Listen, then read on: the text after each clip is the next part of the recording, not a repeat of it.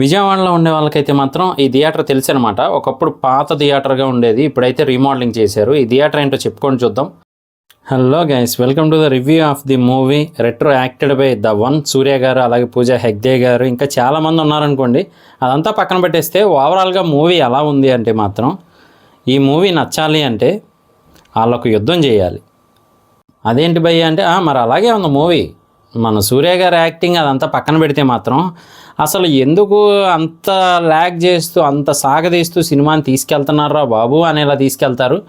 లాస్ట్లో మళ్ళీ ఒక చిన్న పాయింట్ చూపించడానికి ఇంత దూరం లాక్కొచ్చారా అనే టైప్లో అయితే చూపిస్తారనమాట. మీకు స్టోరీ లైను చిన్నగా చెప్తాను చూడండి. అంటే అనుకోని సిచ్యువేషన్స్లో మన సూర్య గారు తల్లిదండ్రులకి అయితే దొరుకుతారు. అంటే వేరే తల్లిదండ్రులకు దొరుకుతారు, పుట్టిన వాళ్ళకి కాకుండా. వాళ్ళు పెంచుకుంటారు. పెరిగిన తర్వాత అనుకోకుండా ఒక అమ్మాయితో ప్రేమలో పడతారు.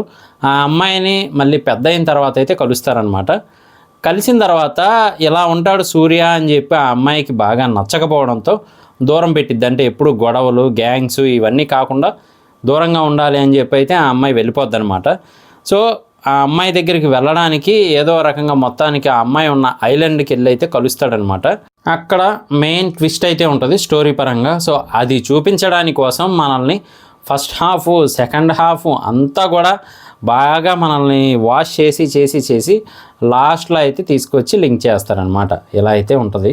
కార్తీక్ సుబ్బరాజ్ గారి మూవీస్ కొంచెం యూనిక్గా ఉంటాయని అయితే నాకు ఐడియా ఉంది. అంటే అంతకుముందు రజనీకాంత్ గారితో పేట కానీ, జిగిర్తాండ కానీ కొంచెం డిఫరెంట్గా అయితే ఉంటాయి.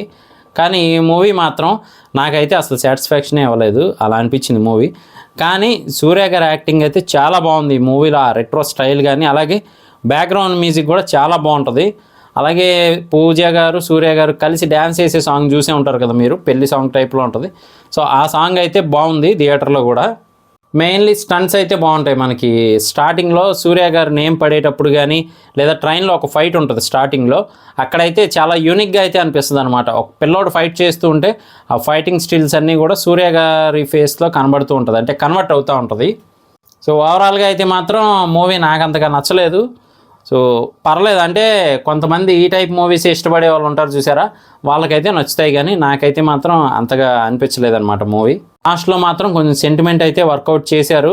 సో అదైతే సెంటిమెంటల్గా కొంచెం పర్లేదు అనిపించింది. కానీ ఓవరాల్గా అయితే మాత్రం సూర్య గారి ఫైట్స్, సూర్య గారిని, పూజ గారిని చూడడానికి అయితే వెళ్ళొచ్చు. అది మూవీ. సో మీకేమనిపించింది అనేది మాత్రం కింద కామెంట్ చేయండి. ఇది నా రివ్యూ మాత్రమే. ఇలాంటి మరిన్ని రివ్యూస్ కోసం, మూవీ సజెషన్స్ కోసం మన ఛానల్ వెంటనే సబ్స్క్రైబ్ చేసుకోండి. నేను మీ ప్రసాద్, మళ్ళీ నెక్స్ట్ వీడియోలో కలుస్తాను. Love you all.